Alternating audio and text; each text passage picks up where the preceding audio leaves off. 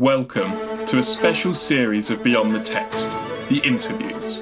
I'm your host, Samuel Woodall, and in this podcast series, we'll embark on a captivating exploration of ideas in intellectual history and political thought, through in-depth conversations with former colleagues, esteemed academics, and influential public figures. Whether you're an academic, a history enthusiast, or simply curious about the world of ideas, each episode provides a unique opportunity to engage with brilliant minds who have left an indelible mark on our intellectual landscape. Join me as we journey through intellectual history and political thought, guided by the insights of my guests. Welcome to Beyond the Text, where we embark on a journey beyond the surface of literature. Today, we're honoured to be joined by Dr. Jessie Norman MP, most recently Minister of State for Decarbonisation and Technology at the Department for Transport. Dr. Norman's illustrious career spans academia, charity work, finance and politics, making him a uniquely insightful guest. Not only is Dr. Norman a Member of Parliament, but he also holds esteemed positions as a visiting research fellow at St Andrews and a Fellow of All Souls. His diverse background enriches his perspectives, allowing us to explore literature through multiple lenses. Our focus today is on Dr. Norman's first novel, The Winding Stair, released last year. Set in the dynamic backdrop of Elizabethan and Jacobean England, this historical novel intricately weaves the rivalry between Edward Coke and Francis Bacon. Through Dr. Norman's meticulous storytelling, we're transported to an era defined by political intrigue and ambition. I realise that in the busy world of parliamentary politics, Mr. Norman is very much booked up. So I thank him for giving up the time today. He will have to run later on in the interview. So just to let you know in advance. Join us as we delve into the pages of The Winding Stair with Dr. Jessie Norman, uncovering the untold stories and hidden truths that lie beyond the text. Very nice. So just to say, for the avoidance of doubt, if you are doing if you're going to use any of these quotes in any work you're doing, I would expect and hope you will give copy approval before you use them. Of course, yes. That's just a slight protection against my saying something egregiously stupid. Also, what I've noticed is that on one or two occasions, I've said something, and in the course of the, I've been so excited to get some other thought out that I've, failed to mention the fact that Eliza was, what was she? She's Bacon's first cousin once removed, isn't she? Rather than his niece. Anyway, you see what I mean? Yeah. So that kind of thing. I just want to be sure we get those, that we don't. I'm not irrevocably wedded to something stupid. Of course, no, perfectly understandable. Okay, good. So, Sam, where do you want to start? Right, okie dokie. So, in The Winding Stair, you explore Francis Bacon's life and political career. How did Bacon's upbringing and familial circumstances shape his ambition and political manoeuvring? Okay, so, again, you can get this from the book, but on my reading of it, and it's quite useful to have the counterpart of Cook because it gives you a sense of what the options are, what the alternatives are, if you like.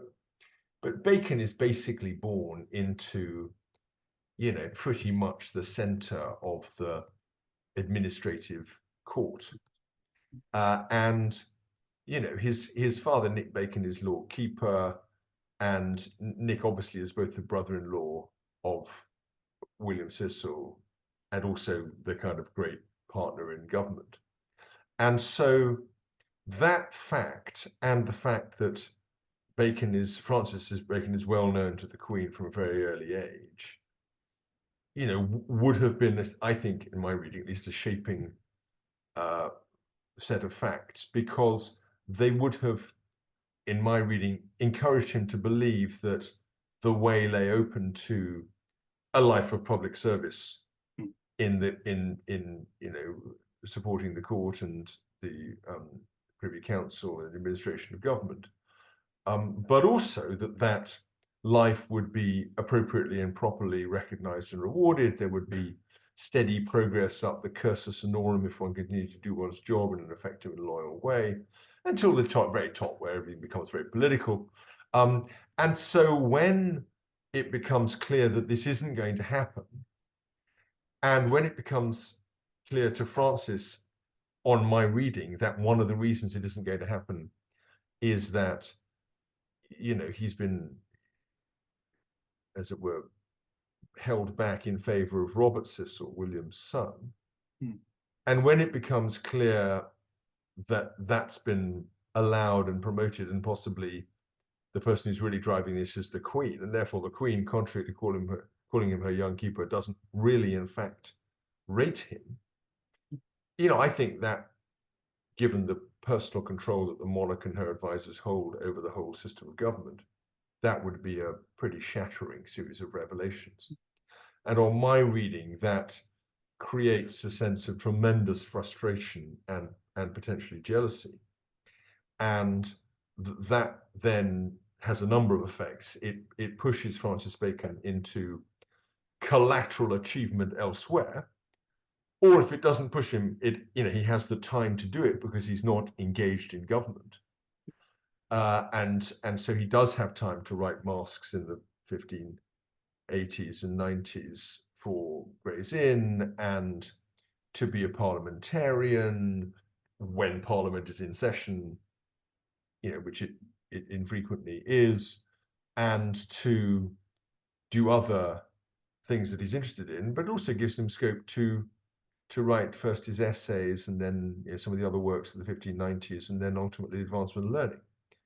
And it's only after 1605, in fact, 3 years afterwards, that he finally, at the age of 36, which is old in those terms, gets his 37. No, wrong, 47. Oh, born in 1561, 1608, he becomes solicitor. So he's 47, which is really long in the tooth for someone who would have expected to kind of make his way into compensated public position in his 20s. So you can see why Bacon would have done all those other things, but also why he would have been, as I say, on my read, both jealous and angry and frustrated. And I think that then carries over. And the effect of that, of course, latterly, he attributes it in part to being passed over in favor of Cecil, but he also, in due course, attributes it to being regularly thwarted by Cook. And as the factional conflict of the 1590s starts to develop, and Bacon's own alignment with Essex starts to become better known and to come under more pressure itself, the fact that Cook is on the Cecil side, the official side of the equation, starts to tell more. And of course, Cook, manages to defeat Bacon for the post of Attorney General. Bacon is then unable to get the job of Solicitor General, which Cook had vacated, and then is unable to have his suit accepted for Eliza Hatton's hand. So he's being thwarted by Cook by the end of the 1590s, professionally and also romantically, publicly and privately. And that again feeds into the same thing. And the counterpart is when he does make it in 1608, on my reading, he's and I think this is supported by the facts, he's really pretty emphatic. First of all, not to lose the affection and support of the king, which he spent so much time failing to acquire with Elizabeth and acquiring painstakingly with James. And therefore he becomes a great, apologist for, well, not a great apologist, but certainly an apologist and protector of the king's absolutist reading of prerogative. And in a way that Cook does not. Cook is not. And also, of course, he is very much determined to exact some kind of revenge on Cook. And again, we see that in a number of occasions, but most notably in relation to the change of officers in 1613, and then again in 1617 over the case of Commendams. So my read overall is that those early set of shaping experiences had a pretty foundational and long-term effect. Fascinating. Yeah, no, most certainly. And yeah, and then the next element that I wanted to turn to was more looking at your narrative flow. So in your novel, you navigate through complex constitutional law and historical contexts. How did you balance historical accuracy with narrative flow, especially when discussing intricate legal matters like the significance of the Magna Carta, for example? Sure. So it's a kind of principle of my, so there's some backstory here you need to understand, which I will just explain. I mean, very broadly speaking, there's a kind of evolution in the way in which people think about the historical novel. So on a conventional reconstruction of the historical novel and the historiography of the historical novel, and I'm not by any means accepting this, I'm just putting it out there as the conventional wisdom. The form begins with Waverley by Walter Scott. And Waverley, which was written at the beginning of the 19th century, tells a story about the Jacobite rebellion, where it's basically a plot line which has been encased in a wider piece of history that would have been very well known in Scotland. And so the history is acting as a vessel within which the plot line kind of develops. But the characters are invented. It's not by and large, it's not a story which aspires to enormous historical accent or accuracy. It's just located in a historical period. And then you can watch the historical novel kind of develop in different ways. By the time it gets to the 20th century, and in particular, you get to Hilary Mantel, it's become a very scholarly, or can become a very scholarly activity indeed. And you will be aware that Hilary Mantel was widely feted for the amount of research in the Wolf Hall trilogy, but also for the attention she pays to the language of the narrative and of the dialogue in the book. So she is highly historically attuned, both in the research she does into the characters, and the characters are by and large real characters. Thomas Cromwell, Thomas More, and the rest. Now, I have an even more austere view than Hilary Mantel. And on my view, sorry, not on my view, but on my view, that the historical novel has a very strong duty not to be misleading on any serious or significant point.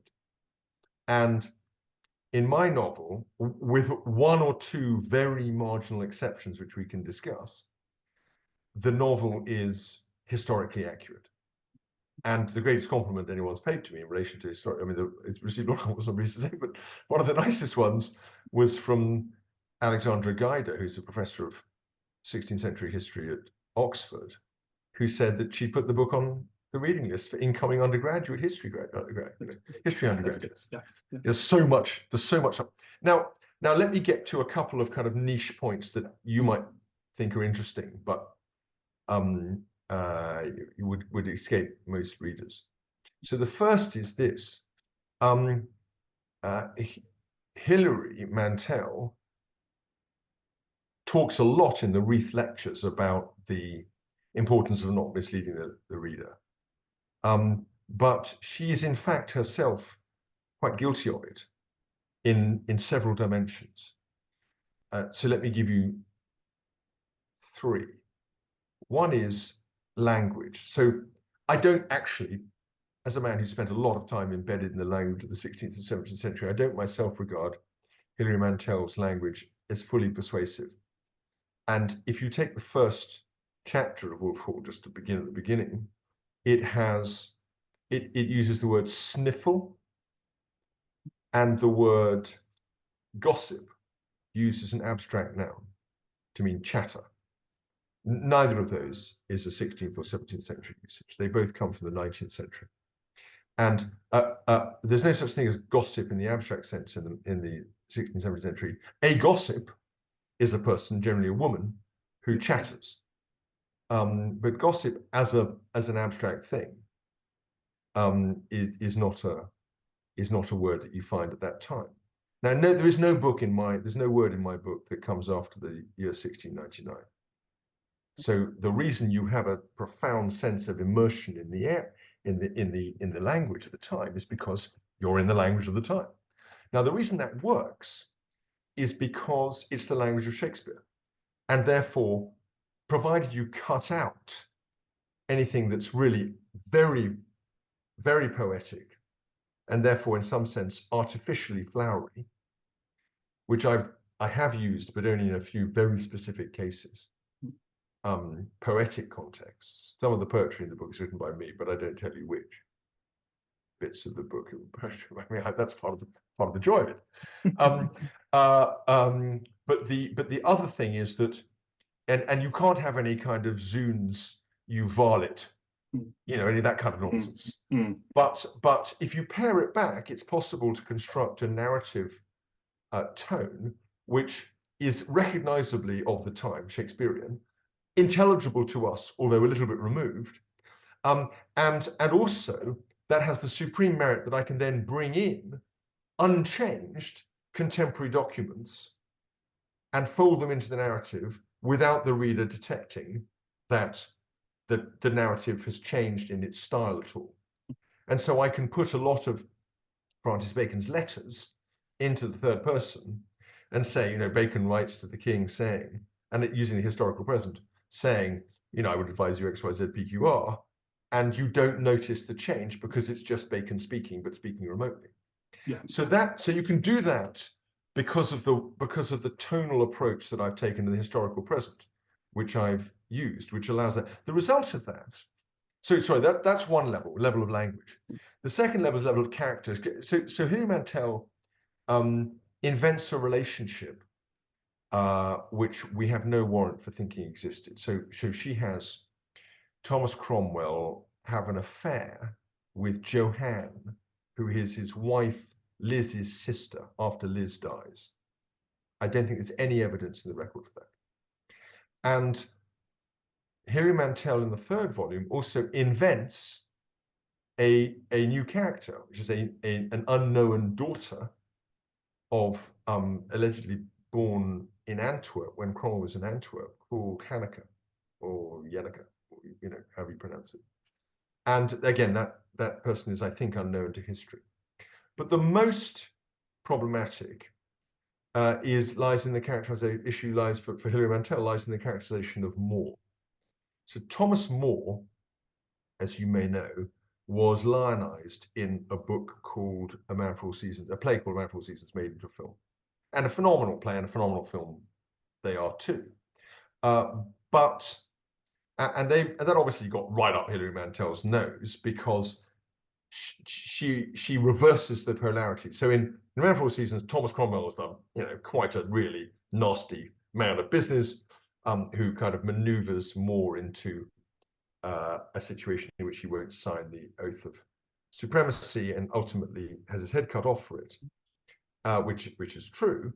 The manipulation is Bolt, and Bolt's characterization of More as a kind of liberal-minded individualist with a strong emphasis on human rights is nonsense, because we know More, although a great wit and very much admired and liked by many of his contemporaries, was a very enthusiastic burner of heretics, and was very a strong opponent of heresy in all its forms.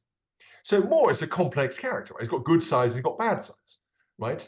I mean, obviously Erasmus adored him, and many other people admired him, liked him, and have done ever since. But he had a tough, nasty side to him. Now, of course, the effect, but what Mantel does is to depict More as a torturer. We know More was not a torturer. More swears an oath that he's not a torturer. If there's one human being on earth in the history of humanity we can be certain took an oath seriously in the face of God, it was Thomas More, since he died on exactly that basis. So Hilary Mantel is unfortunately guilty of breaking her own Reith lecture no misleading rule. Now, I don't break that rule. The slight exception is when there's a letter relatively early on from Bacon to Burghley, kind of pleading his personal worth and making a proposal for a new institution of learning.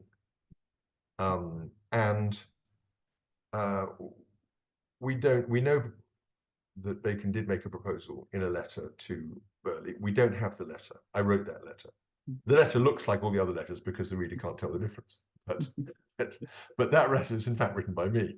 And so we know the Bacon made a proposal. We don't know what it was a proposal for, but we do know, obviously, he was obsessive about research because it comes in the Advanced Learning 1605, only 20 years later. 20 years later. And the second is because it was, I mean, his father had done all this work for Henry VIII on the idea of creating a fifth Inn of Court in around about 1540. So we do know that this was very close to Bacon's heart. So it's a historical speculation. Now let me give you a couple of things. I've got to go in a few minutes, but let me just a couple of things that might be relevant and interesting, which no one really knows about the book, might find interesting. So one is that what was I going to say? The book. Oh yeah. So there are therefore two senses in which the book can be superior to a novel. So one of the ways in which people think, the novel can be superior to history of the period. So one way in which, the obvious way in which people think about a novel being superior to the history is that a novel can capture a sense of what it was like at the time, or supposedly capture a sense of what it was like, the quote unquote lived experience of the time.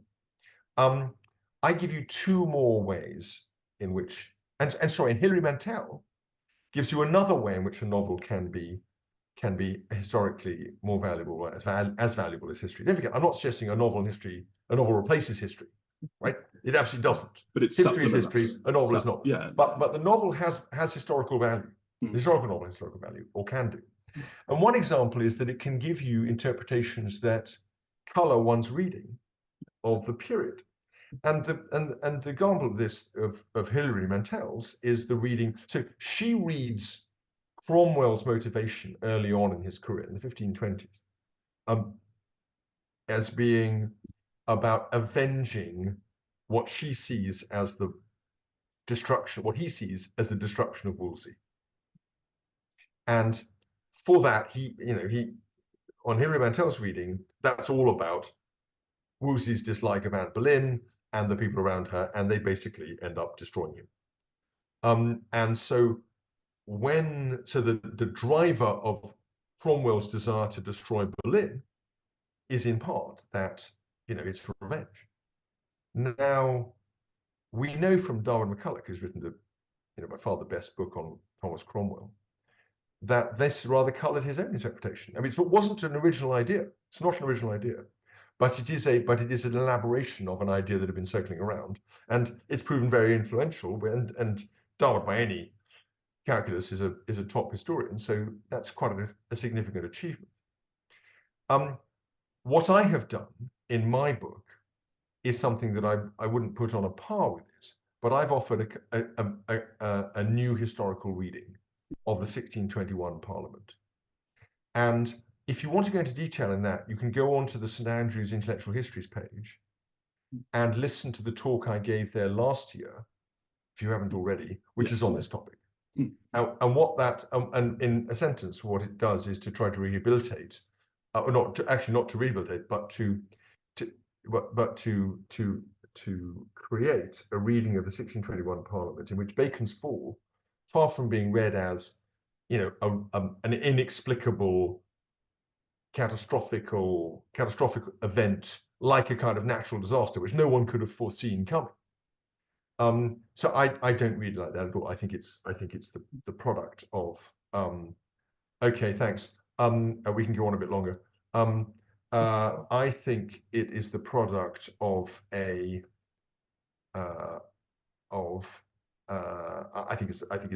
think Cook has very deliberately set things up so that he can destroy Bacon in retaliation or revenge for Bacon's role in getting him kicked out of being Chief Justice of King's Bench in 1616 to 17. And I think there's a lot of evidence for why that should be the case. And when you tie in a proper reading of that evidence with a kind of a nuanced understanding of parliamentary procedure and time and precedent, or authority, as it would be better thought of, I think you get a much more convincing explanation for what's going on. And the way I handle that, as you remember from the book, is I tell the story from Bacon's point of view, and it just feels like, this is essentially the conventional view. I'm running along, suddenly a trapdoor opens, gone. And then there's a volta, there's a twist, and the twist is to go back and reconstruct the events from Cook's point of view, explaining why Cook is responsible all the way through. So that is my subversive new reading of Bacon's Fall in the early part of the 1621 Parliament, and I think that's a historically interesting idea. Yeah. And I invite historians to ask whether it's true or not. I'm offering it. I think it's fun. I think it's fun and historical, but it's doing something historical novel that really hasn't been done before, which is no, it's fantastic. And as you say, using the novel form. Yeah. And by the way, if you look at the, you probably have, I don't know if you have or not, but it's on Spotify. You can just listen to the lecture. It'll give you much more detail as to how that worked. Yeah. Oh, and then obviously the last volta is the Hobbes memorandum. And in the review of the book in the LRB by Stephen Sedley, you may recall, Stephen was quite a long way along the line of thinking how marvelous it was that I managed to discover an entirely new piece of kind of writing by Thomas Hobbes. It's like, a massive historical find if anyone had done that. So I'm tragically I haven't done that, but I have had marvelous fun. Yeah, taking the piss. And even by the way, I don't know if you've noticed, no one will notice, but even in that, if you read Lisa Jardine and Alan Stewart's biography of Bacon, you will discover. By the way, will you send me the audio recording of this? Oh, certainly, yeah, most certainly. That would be very good. Thanks. And you probably can also, if you look at it, you probably also did the auto, the transcript. Anyway, yes, because it's like a lot of these things. It constantly pulls out good things for me that I never remember afterwards. So it's quite exciting. Please, yeah. I'm going to have to vote in a second. But one of the things that happens. There we go. One of the things that happens in the Hobbes memorandum at the end is I basically kill the Lisa Jardine and Alan Stewart idea that the reason why Bacon, they give far too much time to thinking about Bacon's death as caused by excessive inhalation of opiates. And there's no doubt that Bacon, in his experimental way, and he was a tremendous hypochondriac, as you know, so there's no doubt he was inhaling essence of poppy and all that stuff. But there's no evidence for thinking he died of it, and no reason to diverge from the traditional story as told by John Aubrey. So the fun thing for me has been to just use Hobbes to stab that thought in the head. And of course, again, you have to be very familiar with the historiography to understand what's going on there, but it's quite fun. No, certainly. Oh, fantastic. Well, thank you very much indeed, Jesse. It's very, very kind of you to give up your time. It's an absolute pleasure. I'm so sorry I have to go now, but I had better go and vote on new clause 1 of the National Insurance Contributions, etc. bill. Marvellous. Well, good luck. And send me the recording and transcript you can. Yes, yeah, I'll get that done as soon as possible. Fantastic. Thank you, Jesse. Pleasure. Lovely to see you then. Bye then. Marvellous. Thank you. Bye. Bye.